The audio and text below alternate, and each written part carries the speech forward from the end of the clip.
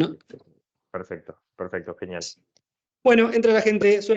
Yo después de arrancarme me voy a desconectar. Tengo que ir para otro lado. Se queda acá Fer con vos. Perfecto, 10 puntos. Bárbaro. Bueno, entra la gente. Gracias.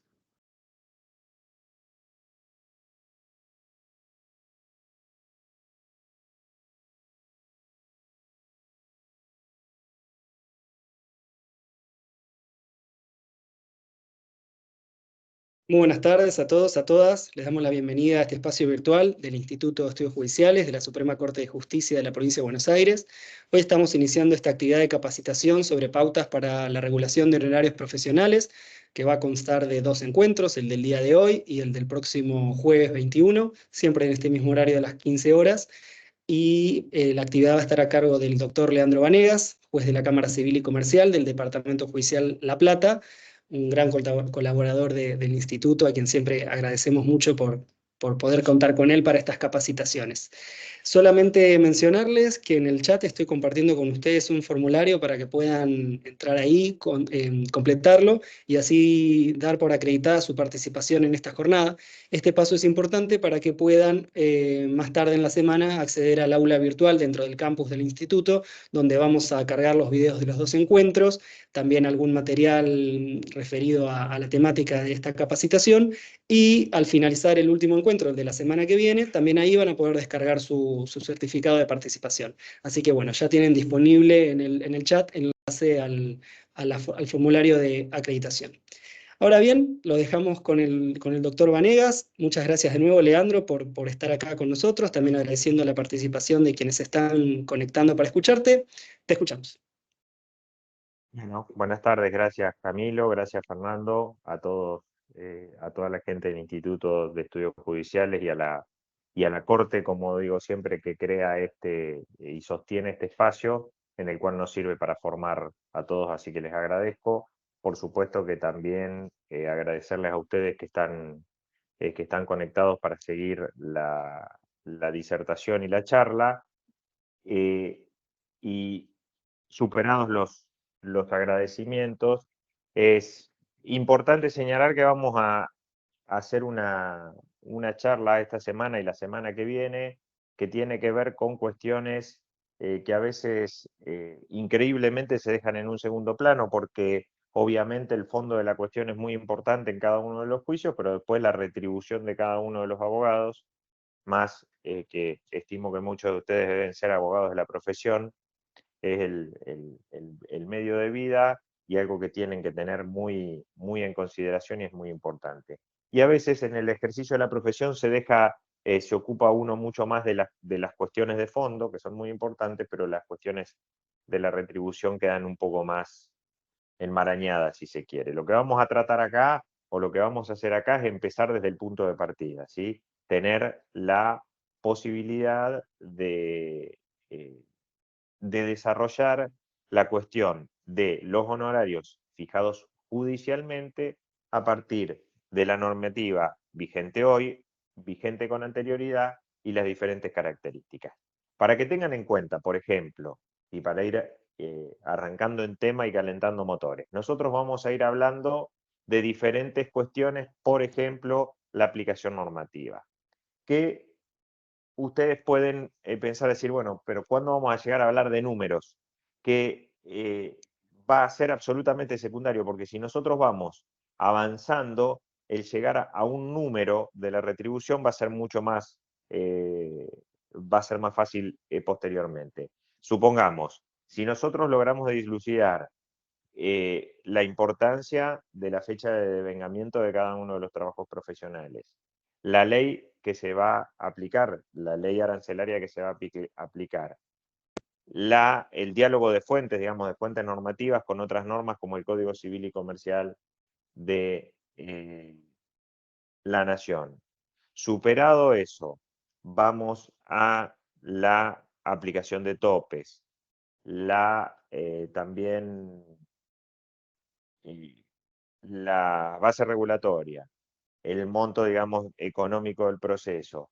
Y después de pasar todos esos estamentos, vamos a llegar que lo numérico va a ser mucho más fácil de determinar. Entiendo que a veces les llega a ustedes una regulación judicial y dicen, bueno, ¿de dónde salen estos parámetros más allá de que tengan la cita normativa común? Tenemos un PowerPoint en el que vamos a ir acompañando la disertación para que se les haga más ágil y más fácil de seguir. Y después le vamos a dejar, además de un, de un cuestionario, le vamos a dejar material para que lo vean. Como el título lo dice, vamos a ver las pautas para fijación de honorarios profesionales. Insisto, vamos a tener una hora hoy, una hora aproximadamente, una hora la semana que viene, con lo cual la discusión va a ser bastante limitada, pero la idea es que a partir de acá podamos ir haciendo otra serie de cursos, de charlas, de campus o de lo que fuere, en las cuales podamos ir afinando cada vez más las cuestiones que tienen que ver con los honorarios. Y una última aclaración antes de arrancar de lleno con esto, es que por mi trabajo de magistrado, de camarista en La Plata, yo regulo permanentemente honorarios. Todos los días quienes litigan en La Plata les llegarán cédulas y resoluciones de notificaciones de regulaciones de cámara en las cuales tienen regulación, de las cuales son suscriptas por mí, con lo cual esto no intenta hacer una defensa de criterios, ni adelantamiento de opiniones, ni nada por el estilo, sino presentarles diferentes opciones para que ustedes, depende del lugar en donde estén en ese momento, digamos, letrado de una parte, letrado de la otra, empleado judicial, puedan ver las distintas alternativas que pueden tener. Primero, para arrancar, el honorario profesional. Uno habla de honorario profesional y de retribución y la toma como si fuera una unidad, que en cierta medida lo es, y digamos, el trabajo en tal expediente. Me regularon tanto por tal expediente, pero lo que tenemos que tener claro, aunque parezca obvio, es que ese honorario se va a ir generando a medida que se va desarrollando la tarea profesional. Es decir, se desarrolla la tarea profesional y simultáneamente van a ir devengándose los honorarios.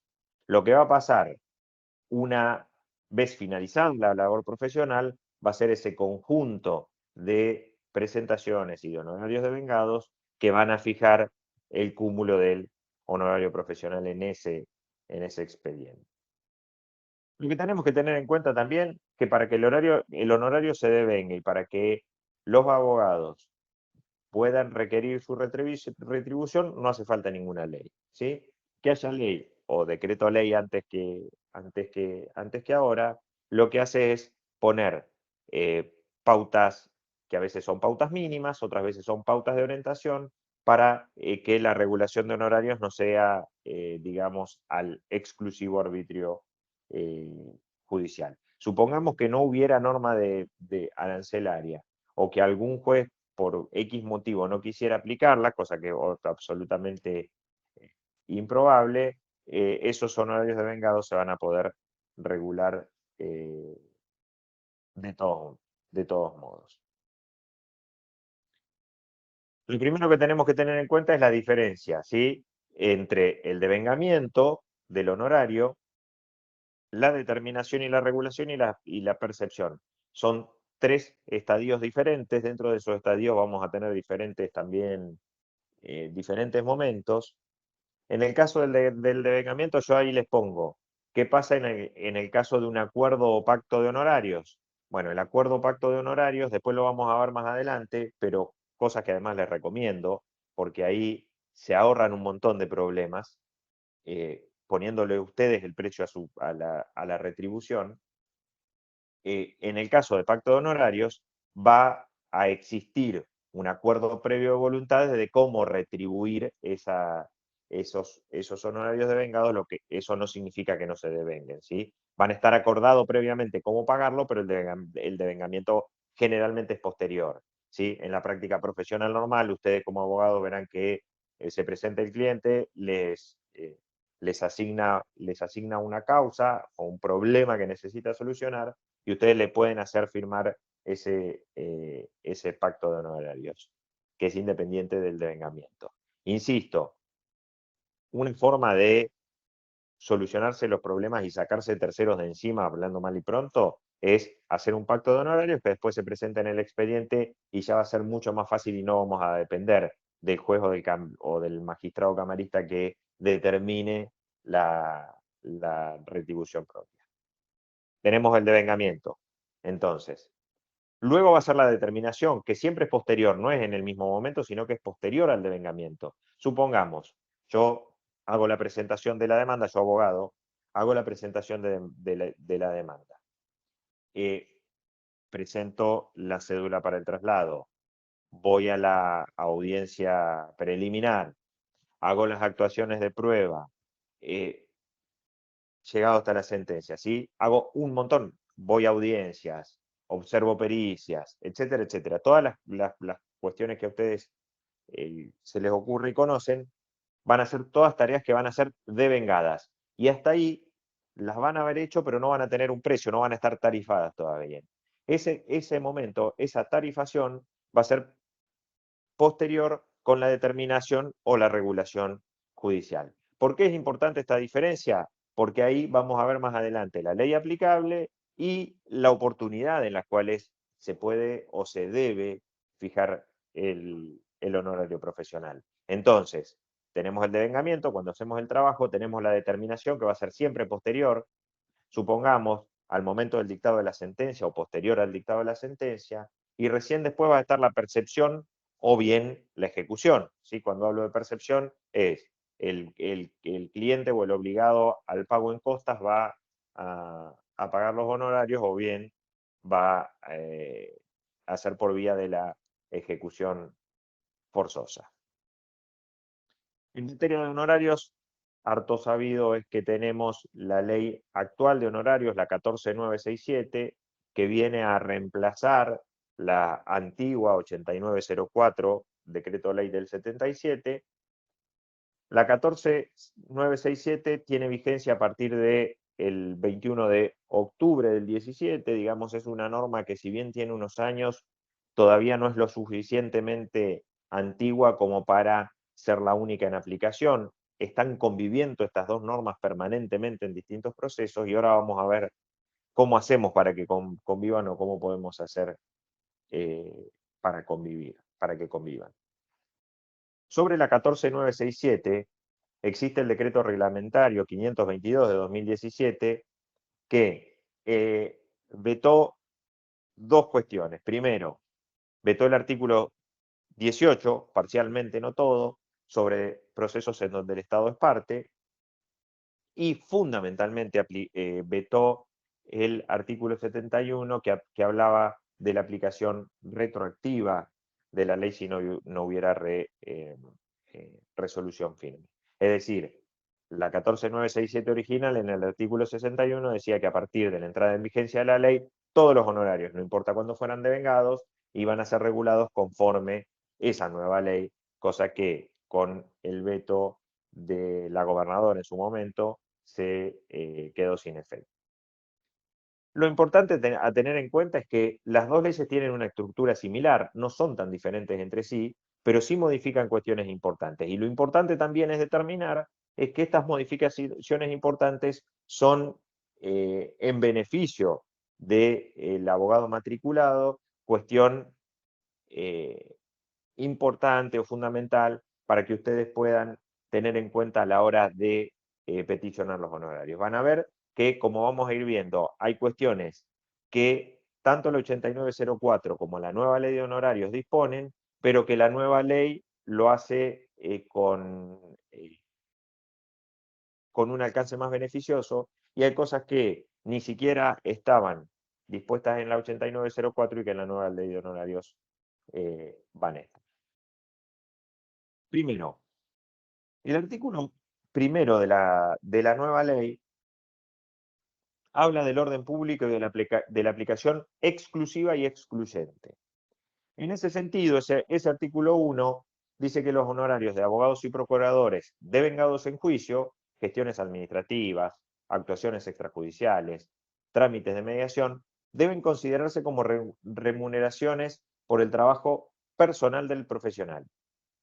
Y dice además, poseen carácter alimentario, lo vamos a ver más adelante también, hasta dónde llega esa concepción de alimentario, y se rigen por las disposiciones de la presente ley, es decir, remite a sí misma, que es de orden público, en función de su necesaria participación para el adecuado servicio de justicia y de aplicación exclusiva y excluyente en el ámbito de la provincia de Buenos Aires. Esta es una buena expresión de deseos, pero hay cosas que obviamente no son del 100% aplicables, por ejemplo, esto de aplicación exclusiva y excluyente. Y como les dije, el carácter alimentario, que es indudable porque si es el producto del trabajo para la subsistencia personal, eso algo de alimentario va a tener. Vamos a ver hasta dónde llega esa concepción o esa caracterización como alimentaria. El artículo 1, como les decía, no hace mención del Código Civil y Comercial, pero que no haga mención no significa que no sea una norma de rango superior que va a regular distintas cuestiones, por ejemplo, en materia de contratos. Así que necesariamente el Código Civil y Comercial va a ser de aplicación en materia de honorarios.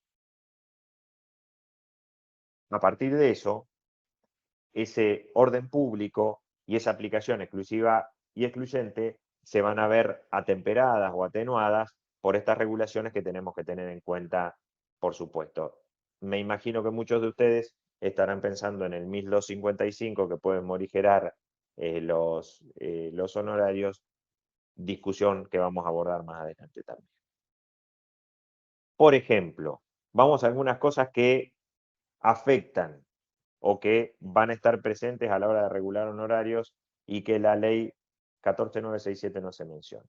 El artículo 254 del Código Civil y Comercial, que habla sobre la afectación del bien de familia ante una transmisión hereditaria o quiebre y dispone que los honorarios no pueden superar el 3% de la evaluación fiscal.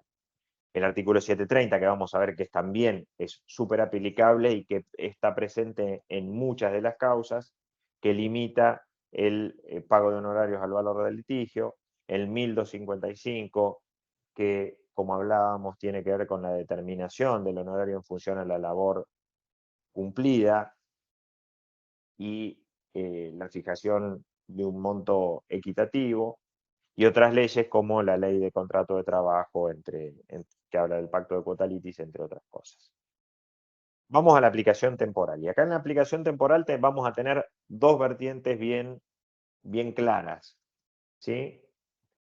El artículo 61 vetado, como les decía, disponía que las disposiciones se aplican a todos los procesos que al tiempo de su promulgación no exista resolución firme regulando honorarios. Es decir, que aplicaba a partir de octubre de 2017 a todo lo anterior. El argumento del Poder Ejecutivo para dejarlo, para vetarlo, indica que dejar viva esa resolución importaba consagrar indebidamente la aplicación retroactiva de la ley y susceptible a afectar derechos adquiridos, que además podría entorpecer el normal funcionamiento del ejercicio de justicia y de la retribución de los abogados. Ahora, sin esa aplicación, sin ese artículo 61, quedaban vigente un montón de cosas, un montón de dudas, que en parte van a ser solucionadas por la Corte bonaerense en la causa Morcillo del mismo año 2017. Ustedes, si quienes trabajan sobre honorarios y quienes estudian sobre honorarios, esta causa Morcillo va a ser medio como la vedette de todas estas cuestiones relativas a la aplicación temporal. Y en Morcillo, los jueces de la Corte dicen que en atención a que la remuneración por la labor de los abogados en juicio se determina teniendo en cuenta las etapas cumplidas en las que el proceso se divide, resulta necesario, entre la entrada en vigor de un nuevo ordenamiento arancelario, discriminar aquellas etapas pasadas durante la vigencia del régimen anterior de las que se hicieron con posterioridad al inicio del nuevo sistema. Y en ese caso en particular dice, en este caso en el que los trabajos se realizaron estando en vigor el decreto ley 8904, habrán de utilizarse las pautas y la unidad arancelaria IUS allí instituida, cuyo quantum se fijó por acuerdo de la Corte, tal como bien vamos a ver más adelante también. Entonces, ¿qué dice Morcillo? Centralmente, que los honorarios se van a tener que regular conforme las etapas cumplidas. Parece no dejar lugar a dudas, pero genera algunas dudas igual. Etapas cumplidas, en principio, la aplicación literal de Morcillo, ¿qué diría? Que si la 8904 estuvo presente durante la etapa de la traba de la litis, a la traba de la litis se le va a aplicar 8904, y si la etapa de prueba estuvo mayormente cumplida en vigencia de la 14967, se van a regular conforme los parámetros de la 14967. Pero ahí es donde nacen dos vertientes diferentes. Primero, tener en cuenta el artículo 7 del Código Civil y Comercial, que dice que a partir de su vigencia las leyes se aplican a las consecuencias de las relaciones y situaciones jurídicas existentes, y que las leyes no tienen efecto retroactivo. Y ahora, para dividir este camino entre qué ley se aplica con vigencia temporal, tenemos que ingresar a un debate que va a ser muy importante, que es determinar si está en infieri o en curso de ejecución en, un juicio iniciado bajo el amparo de la ley anterior. Es decir, definir cuál es el hecho que provoca la aplicación de la norma. ¿Y cuál es el hecho que provoca la aplicación de la norma? El inicio de las actuaciones y nada más, o las distintas etapas procesales. Y ahí es como les dije, se abren dos caminos. Uno es la interpretación literal de Morcillo, que dice, bueno, son etapas. Entonces, aunque se haya iniciado con 8904, si alguna etapa del proceso es conforme a la nueva ley, esa etapa conforme a la nueva ley necesariamente tiene que ser regulada por, por la ley nueva. Ahora, hay otro que lo vamos a ir desarrollando también. Hay otra que dice que está bien el orden público, el carácter alimentario, la aplicación exclusiva y excluyente, etcétera, etcétera, del honor del abogado, desde el punto de vista del abogado. Ahora, si vemos desde el punto de vista del cliente, en un juego armónico de esos dos derechos, tendría que aplicarse la misma norma con la que nació el proceso. Es decir, si un cliente me encomienda a mí como abogado un trabajo profesional, se atiene a las normas arancelarias de cuando me lo encargó. No le puedo cambiar de remo a mitad del río. Esa es la aplicación que dice que se aplicaría, en este caso, todo 8904. ¿Sí? Ahora vamos a ahondar en cada una de ellas, pero esa es la diferencia fundamental en la cual radica quienes entienden que se debe dividir por etapas en el mismo proceso, y quienes entienden que se debe regular por una sola ley todo el proceso, sin importar que se haya cambiado la ley en el medio. Es importante para determinar lo que veníamos hablando, que en la regulación de honorarios, cada labor del letrado en el expediente es el presupuesto fáctico que hace nacer el derecho a la regulación. Que el profesional realice muchos trabajos en una causa no significa que todos ellos resulten de una unidad inseparable. Argumento en favor de Morcillo. Si un abogado hubiera hecho uno solo y se apartara de la causa, ya se habría originado el derecho a la regulación profesional. Esto es una derivación de lo que venimos hablando desde el comienzo de la charla, y es ni más ni menos que la regulación tiene carácter declarativo y no constitutivo. Lo constitutivo es el trabajo, es la presentación del escrito, es la presentación en la audiencia. Ahora, no es declarativa la regulación, no es constitutiva la declaración, sino es que es declarativa del precio de esos honorarios. En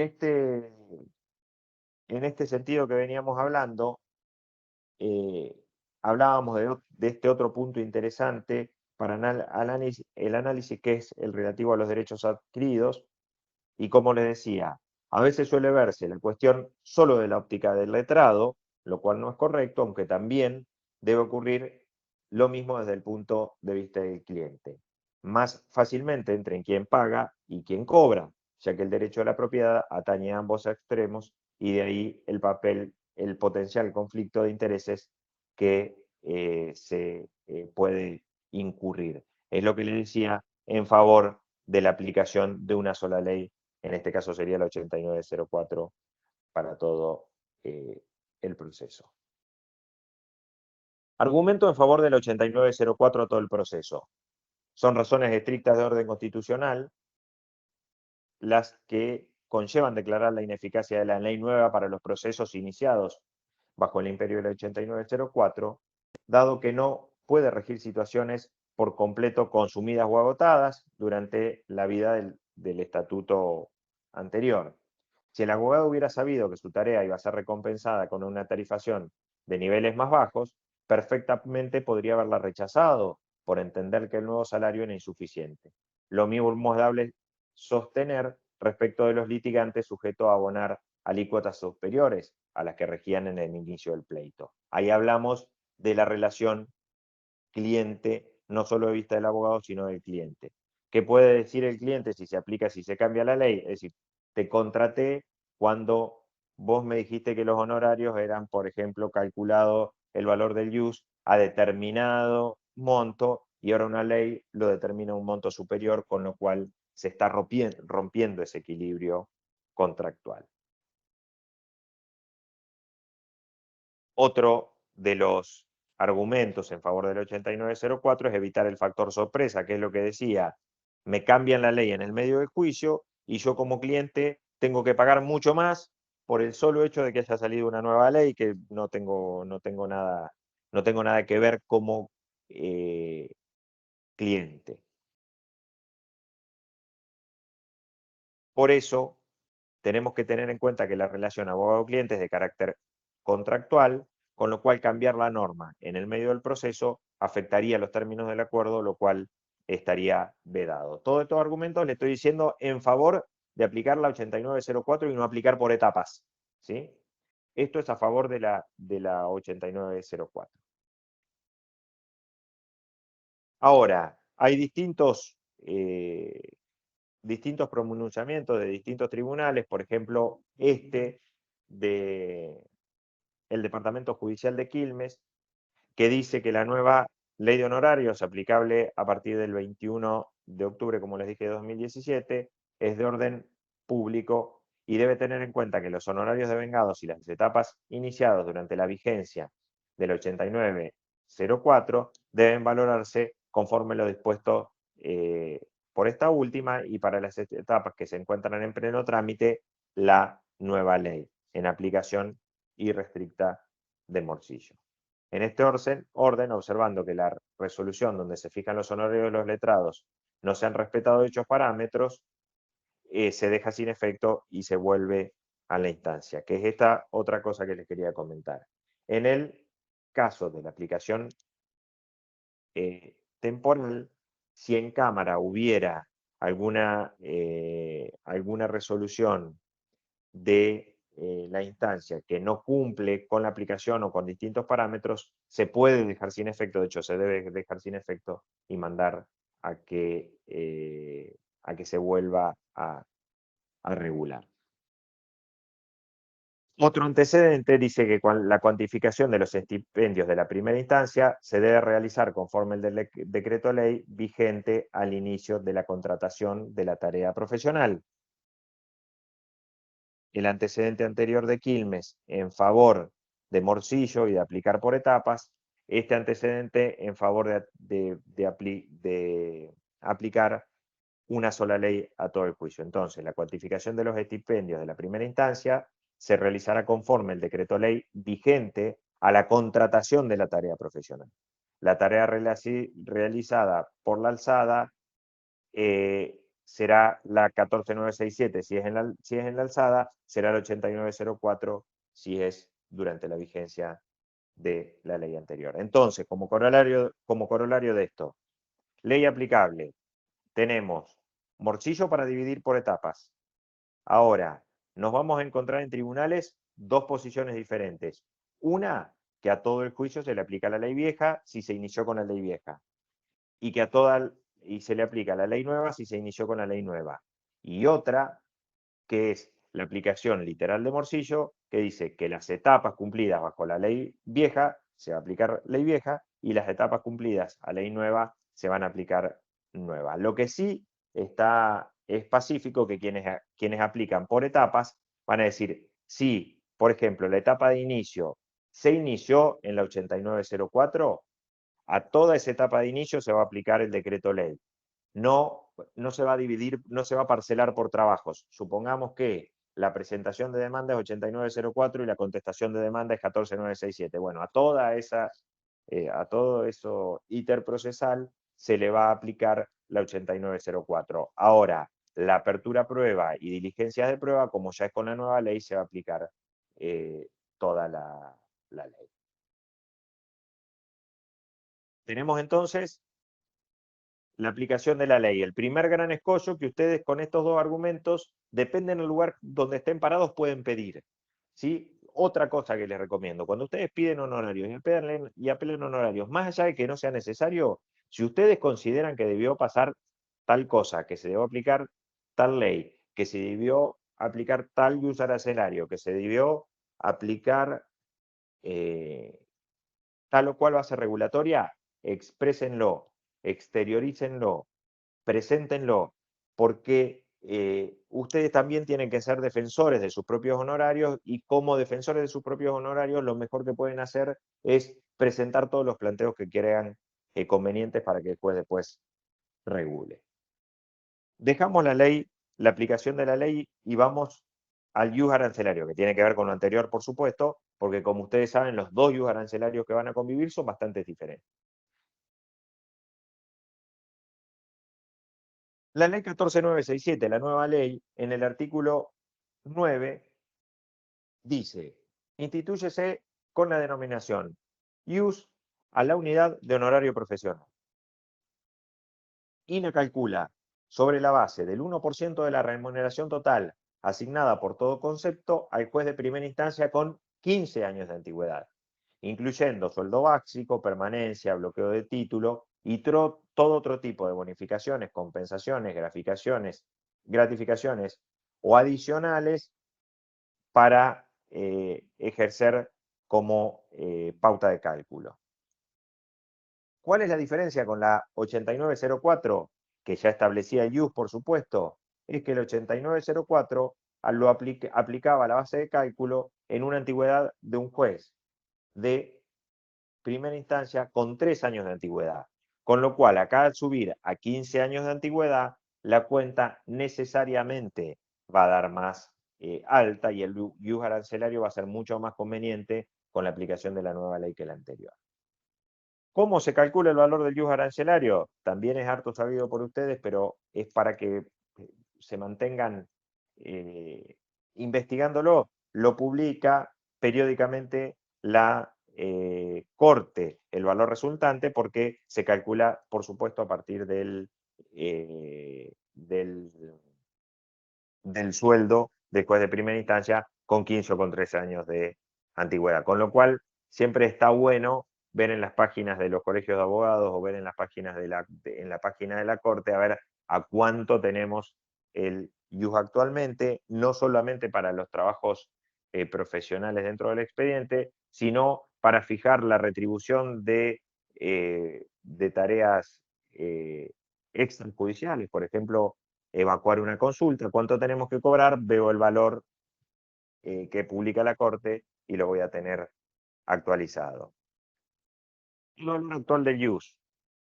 El actual, van a ver la diferencia. El ius de la 14967 está casi 20.000 pesos, mientras que el del 8904 está cerca de 13.500. Es decir, es una diferencia sustancial, dado que vamos a regular después, posteriormente, en cantidad de ius. Acuérdense que el artículo 9 de la 8904 es similar en ambas leyes. Ahí estaba leyendo, me distraje porque sí, justamente hoy se publicó el nuevo valor del IUS, este quedó desactualizado, sí, se fue a más de 20.000 pesos, 23.143, exactamente, 23.143, el de la 14967, el de la 8904 también sube proporcionalmente, con lo cual es lo que le decían, tienen que estar atrás de eso para ver cuál es el valor actual. Pero en esto yo les ponía representativo para que ustedes vean la diferencia que hay entre la aplicación de las dos leyes y por qué es tan importante entonces si me aplican la 8904 o me aplican la nueva ley. La expresión de valores y fundamentación. Toda regulación, dice el artículo 15 de la nueva ley, toda regulación de honorarios debe ser fundada y cumplir, bajo pena de nulidad, los siguientes recaudos, y da una cantidad de recaudos. Lo que me parece muy importante es el inciso D, que el monto debe estar expresado en unidad arancelaria IUS, cuyo valor definitivo se establecerá en el momento de hacerse efectivo el pago. Eso en la ley 8904 no estaba determinado de esa forma. Ahora, ustedes van a ver, quienes trabajan en tribunales, cuál es la práctica adecuada. Yo tengo una práctica adecuada en la Cámara que considero adecuada, me traicionó el subconsciente, que considero adecuada, no que es adecuada, en la Cámara, que hay jueces que dicen, yo fijo en IUS y entre paréntesis pongo en pesos. Yo creo que eso llama a la confusión, porque la regulación, la ley es clara a decir que se debe regular en IUS. Si yo regulo en IUS, entre paréntesis pesos, y mando la cédula al cliente, el cliente no está detrás de todas esas cuestiones legales de las que nosotros estamos. Entonces va a decir, uy, debo de honorarios 200.000 pesos, supongamos. Cuando en realidad lo que estoy debiendo son 20 IUS, que después el letrado los va a poder liquidar de una forma u otra como considere conveniente, como vamos a ver más adelante. Entonces, yo como práctica judicial siempre aconsejo, no me gusta la palabra aconsejar, por eso estaba buscando otra, pero me parece adecuado, si la ley nos indica regular en IUS, regular en IUS. A lo sumo, el abogado en su momento le tendrá que explicar a su cliente cómo está compuesto el IUS y cuál es el valor. Ahora, ¿por qué es tan importante esto que le dije recién? Porque el artículo 54 de la nueva ley nos da, o les da a los abogados, un derecho de opción, ¿sí? Primero, en el artículo 54 dice los honorarios regulados deberán abonarse dentro de los 10 días de haber quedado firme el autorregulatorio, por supuesto, como siempre. Por trabajos extrajudiciales se abonarán dentro de los 10 días de intimado su pago cuando sean exigibles. Ahora, operada la mora, es decir, impago los honorarios, el profesional va a poder optar por entre dos opciones.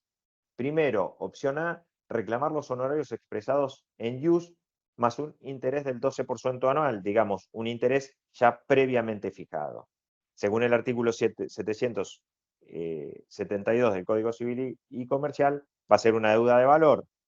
Ahora, el inciso B da la opción al abogado de reclamar los honorarios regulados convertidos a pesos al momento de la mora en moneda de curso legal, con más el interés previsto en el artículo 552 del Código Civil y Comercial, el artículo 552 que vamos a ver más adelante, que habla de las deudas de carácter alimentario.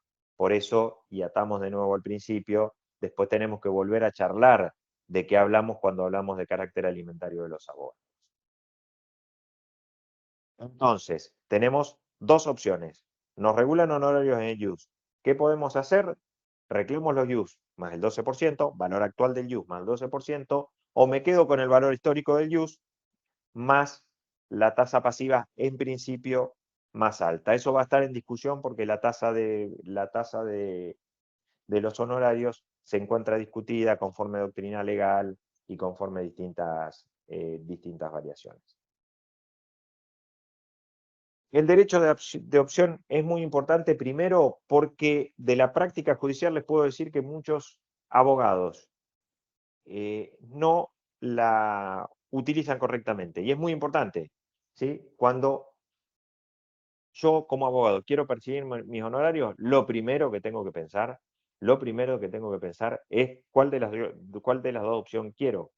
¿Por qué? Porque pidiendo una de esas dos opciones, tengo el derecho de opción, tiene derecho de opción el letrado, el abogado, y no le deja la decisión a un tercero, al juez, que si nada se decide, va a elegir por cualquiera de los dos. Entonces, como abogado, supongamos ejecución de honorarios, vengo a ejecutar los honorarios tomando expresamente la opción B o la opción A. Recuerden, deuda de dinero la B, deuda de valor inciso A. Ahí estoy viendo que me ponen, a ver, ¿alguien sabe cuál es la tasa más alta que se utiliza para la opción 2?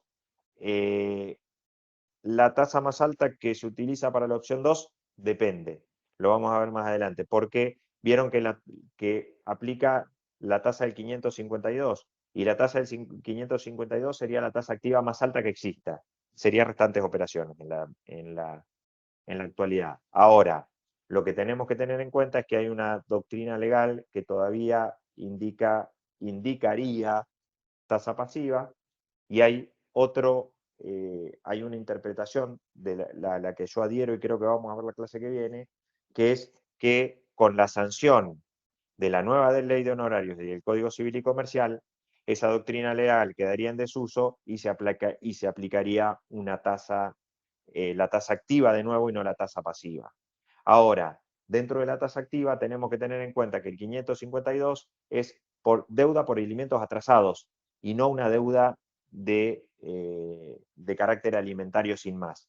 Con lo cual, yo soy partidario de que se aplique la tasa activa común, digamos, ¿sí?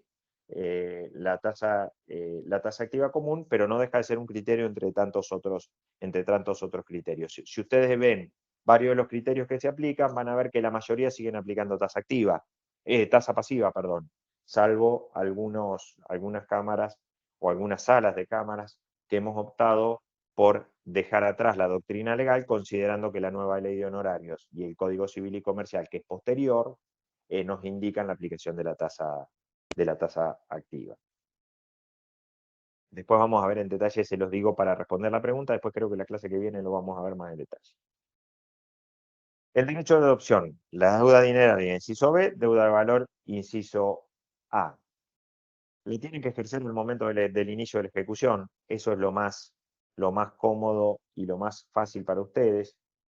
Ante la omisión del abogado o del profesional, la presunción es que si solicita en pesos toma la opción B, y si solicita en use toma la opción A. Es decir, si no digo nada expresamente, digo vengo a ejecutar la suma de tantos pesos, es porque tomé la opción B.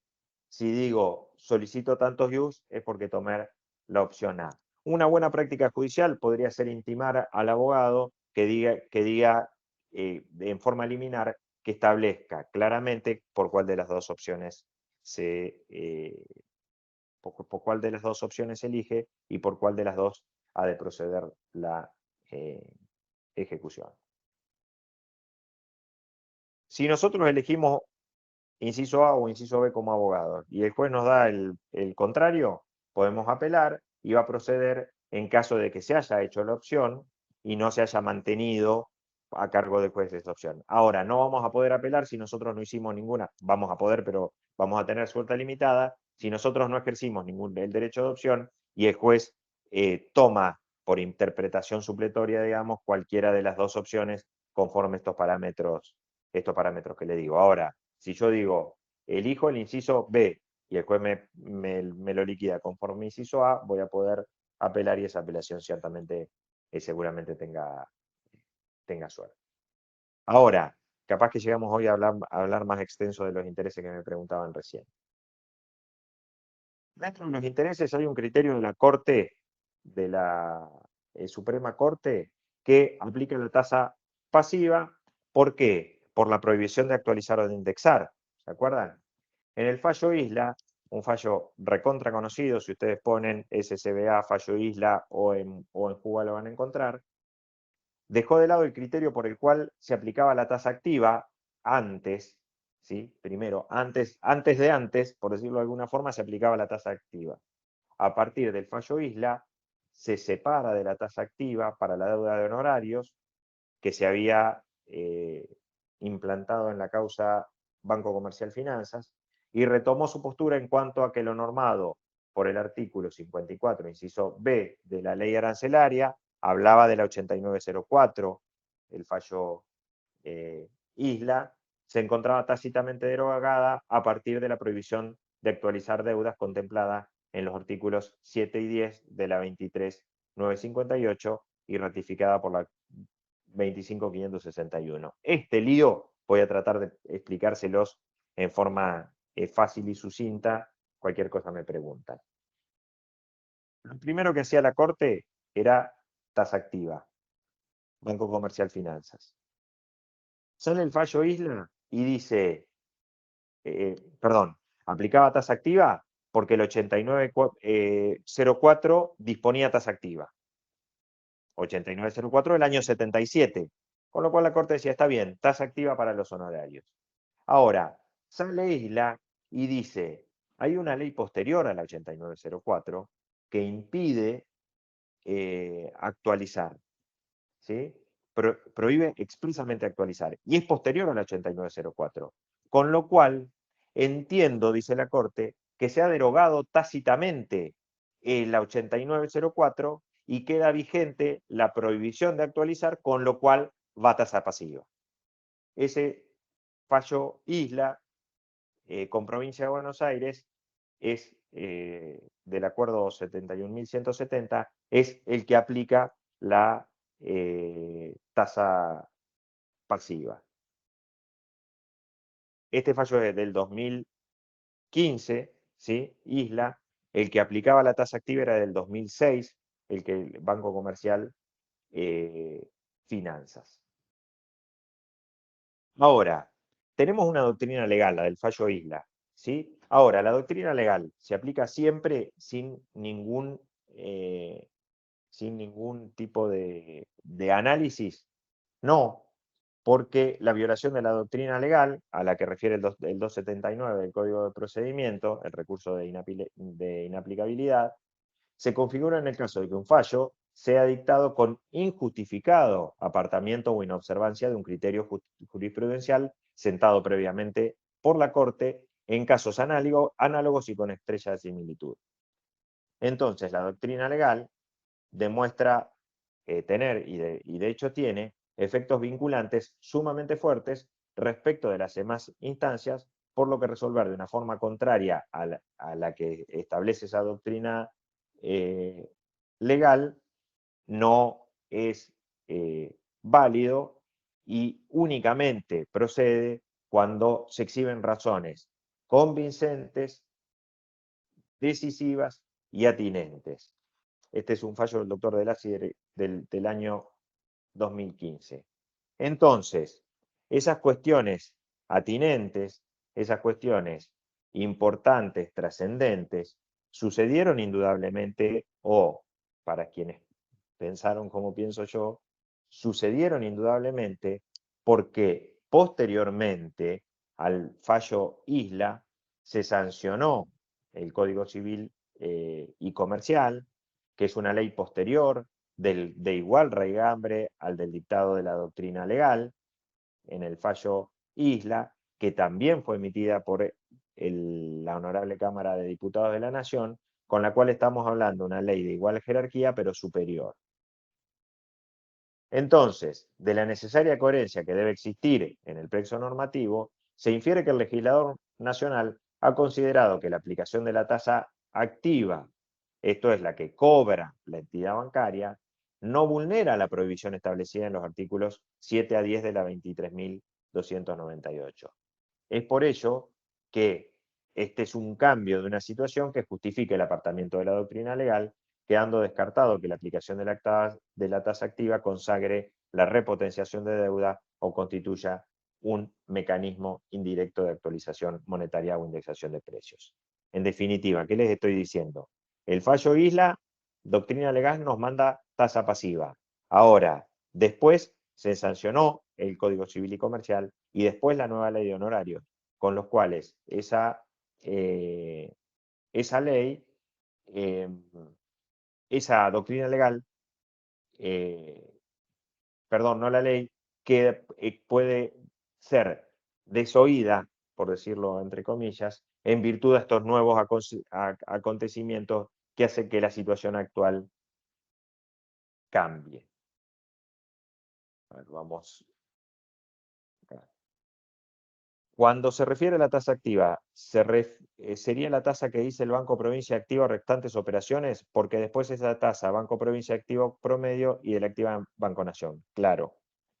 Bueno, esto tiene más que ver con la conformación de las tasas, pero cuando se refiere a tasa activa, el artículo 552 del Código Civil y Comercial dice tasa activa más alta. ¿Cuál es la tasa activa más alta? Restantes operaciones. La tasa activa común dice activa promedio de descuento, que es la que cobra el banco para, a ver, para citar un ejemplo, restantes operaciones podría ser tarjeta de crédito. Restantes operaciones un préstamo. ¿Sí? Y la activa del Banco Nación, que va a tener similares alcances que la activa del Banco Provincia, la activa de descuento común. ¿Sí? Entonces, cuando hablamos de tasa activa, si hablamos de tasa activa sin más, debiéramos aclararlo, porque hay diferentes tasas activas. La tasa activa de las deudas alimentarias es restantes operaciones, que es la más alta.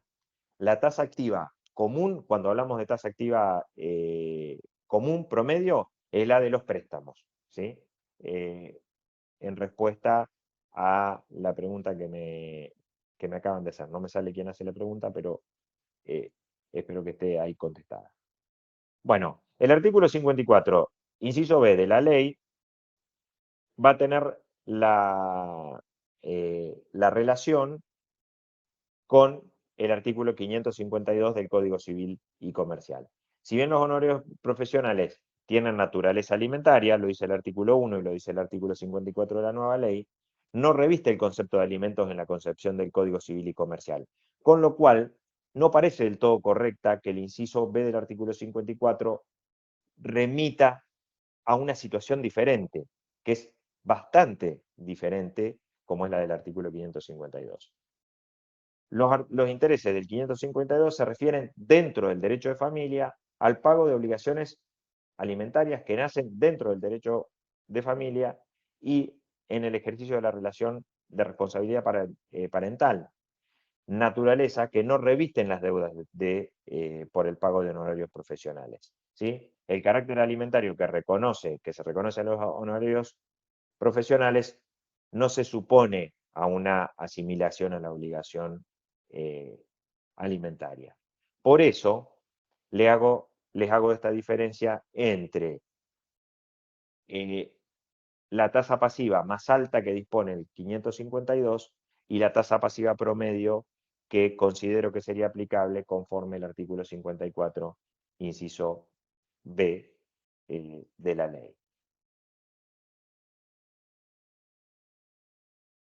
La remisión del artículo 54 al 552 se trata de la aplicación de intereses moratorios, puede adecuarse a lo dicho por el 771 en casos en que los jueces consideren que la tasa fijada excede sin justificación y desproporcionadamente el costo medio del dinero y ahí aplicar. ¿Sí? Para finalizar con este punto, decirles, trato de ser lo más claro posible en esto, entendiendo que es medio un lío.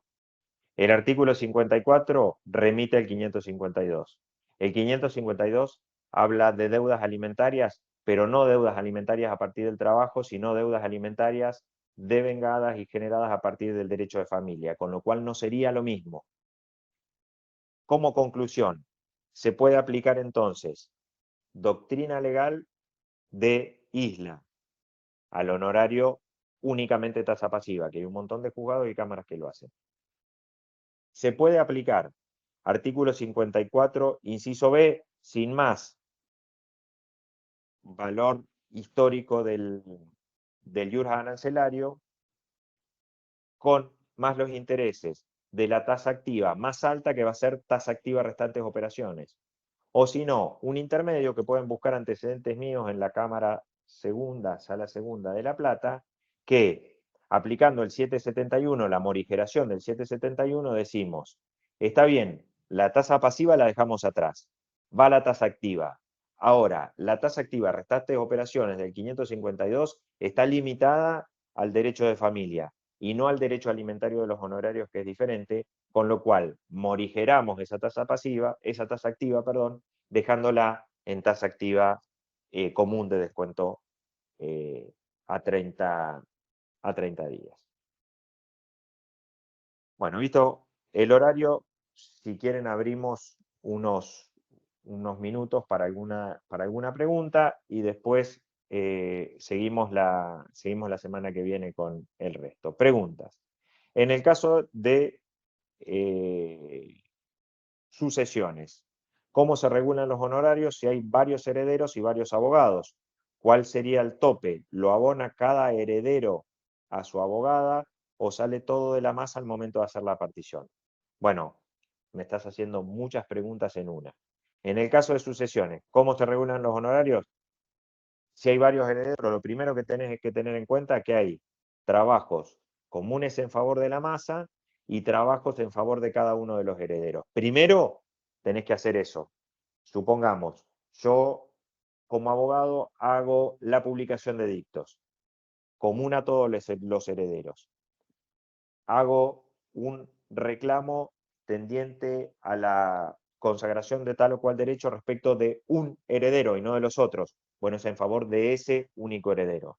Entonces, primero lo que tengo que hacer es cuáles son a favor de la masa y cuáles son a favor de cada heredero. Los que son a favor de la masa, los tiene que pagar la masa, digamos, todos los herederos.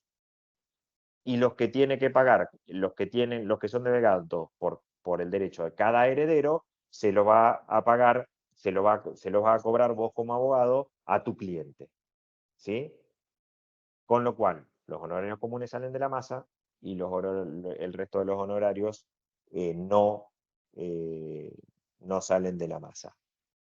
La cuantía de los honorarios, si hay varios herederos y varios abogados, obviamente se divide por etapas y cada etapa se divide, una vez esa primera división, se divide entre profesionales. Supongamos, la primera etapa de la sucesión hay 3 abogados. Se dividen entre esos 3 abogados conforme los trabajos que hayan hecho. Y si son los que tienen que pagar la masa, acordate, por trabajos que sean para llegar a la declaratoria de herederos, o para llegar a la inscripción de un bien, o para llegar a la liquidación de un bien, o si son trabajos que son solamente imputables a uno de esos herederos. Si se regulan honorarios y en la sentencia el juez considera el valor a ese momento, luego establece en use, ¿eso está mal? Digo, porque notificado al cliente lo verá conforme el valor pesos. Me parece que no entiendo la pregunta. Si regulan honorarios y en la sentencia el juez considera el valor a ese momento, luego lo establece, no. El acto de regulación es uno. Tiene que regular en use. Si regula únicamente en pesos, puede ser por la 8904 que regula en pesos, porque la 8904 no disponía la obligación de regular en use. ¿Se acuerdan que se los expliqué? Si regula solamente en pesos, va a ser exigible en pesos. Ahora, si regula en pesos conforme la 14967, ustedes como abogados tienen que estar avispados para apelar y pedir que se regulen en use. ¿Sí? En caso de un abogado que todavía no está matriculado, pero que trabaja junto a otro que sí se encuentra matriculado. Es factible que al que todavía no tiene su matrícula, pero efectivamente trabajó en un proceso, se le regulen también honorarios junto con los del abogado que lleva el proceso, teniendo en cuenta la labor realizada y el carácter alimentario de los honorarios profesionales. No, en principio no. ¿Por qué? ¿Por qué, Sebastián? Porque el ejercicio de la abogacía tiene una característica esencial para su ejercicio efectivo dentro de los juicios de los tribunales, que es la matriculación. Si uno no tiene la matriculación, mal va a poder pedir el devengamiento y el reconocimiento de honorarios. Ahora, que entre el abogado matriculado y el no matriculado haya un acuerdo interno, eso forma parte del derecho privado y pueden hacer el contrato que quieran. De hecho, ustedes van a ver que en la práctica que hay estudios que dicen que firman contratos entre abogados matriculados y no matriculados, y aún entre abogados matriculados, entre los que dicen, por ejemplo, se le reconoce al abogado tal el 20% de la retribución en carácter de participación del expediente, pero como un acuerdo privado de voluntades, ya no dentro del expediente. Si el valor, María Celeste, el valor del IUS en 13.860 y en consideración, entre otros parámetros, la labor profesional realizada, la etapa del proceso y el tiempo empleado, y tomando como base regulatoria el 1,5 millones de pesos a la letrada de patrocinante de la actora, se le regulan sus honorarios en 20 IUS. ¿Sí? Eso está bien. Porque la cuantía del proceso se va a fijar al momento de la regulación, por supuesto. ¿Sí? La base regulatoria. Cuando nosotros hablamos de regulación, la base regulatoria y la regulación son dos cosas diferentes. Primero tenés que tener la base regulatoria a ver cuánto. ¿Sí? Una vez que está determinado cuánto, se fijan honorarios en IUS, pero la base regulatoria va a seguir siendo esta. ¿Sí? En este caso, del ejemplo que vos me decís, tomo la base regulatoria 1.500.000 pesos. ¿Por qué puede ser 1.500.000 pesos?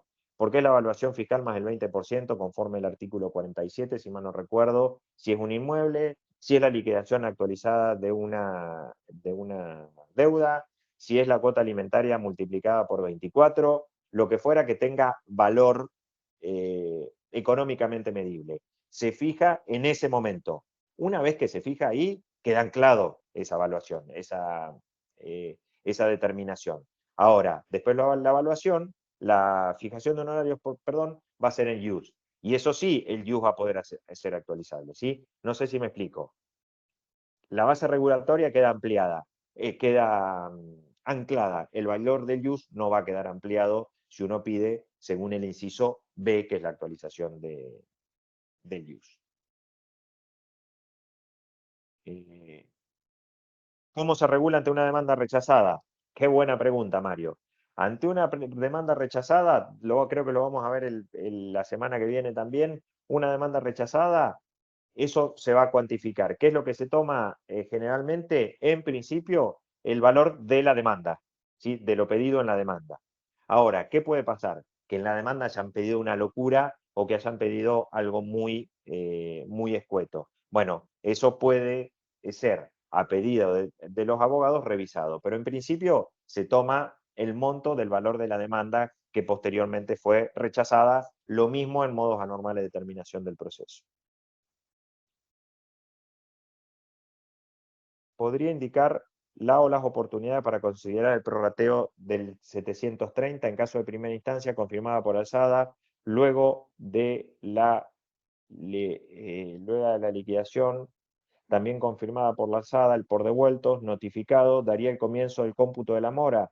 Ítems a considerar el prorrateo. No, claro. El prorrateo es al momento del pago. ¿Sí? Siempre, a veces nos llegan a la Cámara apelaciones donde le dice a la Cámara, aplíqueme el prorrateo, por favor. No, el prorrateo siempre se aplica en la instancia y es al momento en que se cuantifica y que se empieza a repartir, digamos, por decirlo de una forma burda, pero que es así. Una vez que están todos notificados, una vez que ya está todo firme, ahí dice, bueno, ahora tenemos esto de honorarios y tenemos esta es la base del juicio. A partir de ahí se define el prorrateo. El prorrateo, lo dice la ley, va a incluir los honorarios del cargado en costas y no de su propio abogado. Después, la semana que viene, vamos a hablar de si la mediación incluye o no incluye el prorrateo, si los peritos incluyen o no incluyen el prorrateo, etcétera, etcétera.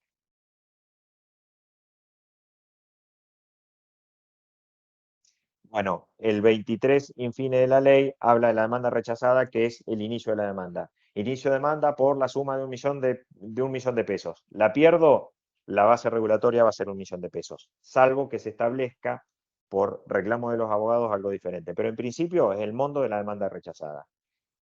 El monto de la demanda rechazada, por supuesto que actualizado. El plazo de la mora se computa desde que se recibe desde que está notificado, por supuesto, se recibe la cédula, se cumple el plazo y ahí cae en mora. ¿Sí? Se puede aplicar el prorrateo con el IUS que se incrementa y eso va a surgir en el momento que se prorratee. Como les dije antes, ¿cuándo es el prorrateo? En el momento que se reparte. Si en el momento que se reparte es mucho más que el límite que impone el 730, ahí va a tener que ser el prorrateo y acuérdense que el prorrateo siempre tiene que ser proporcional.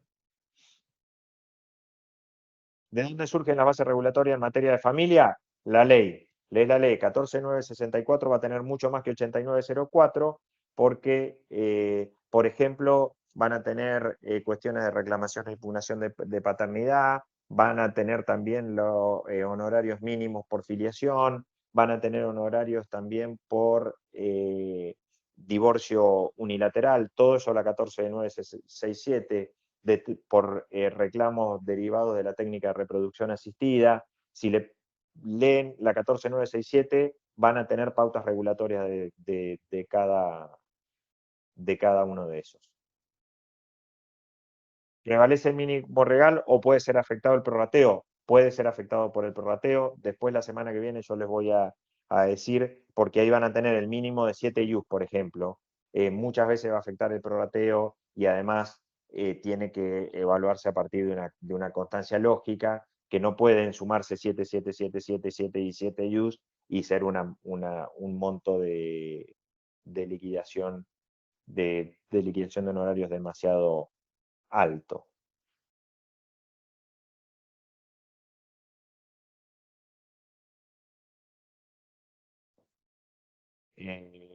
A ver, contestamos una más y ya nos estamos quedando sin tiempo, nos van a cortar la comunicación. Pero si un letrado llegó a la DH en 2004 y en 2023 otro letrado obtuvo la orden de inscripción del inmueble, ¿es factible que ambos regularlo en use con la ley actual? Y no, porque los trabajos fueron realizados conforme los trabajos de la DH fueron conforme la ley anterior y no la ley actual. Regular por el impuesto al acto, eso va a ser conforme a la nueva ley, pero además, si ustedes a la hora de regular honorarios no están conformes, tienen que presentar la propia cuenta y después ahí va a regular el juzgado. Siempre les digo lo mismo. Por ejemplo, la ley de honorarios pone la evaluación fiscal más el 20%, que sería el impuesto al acto.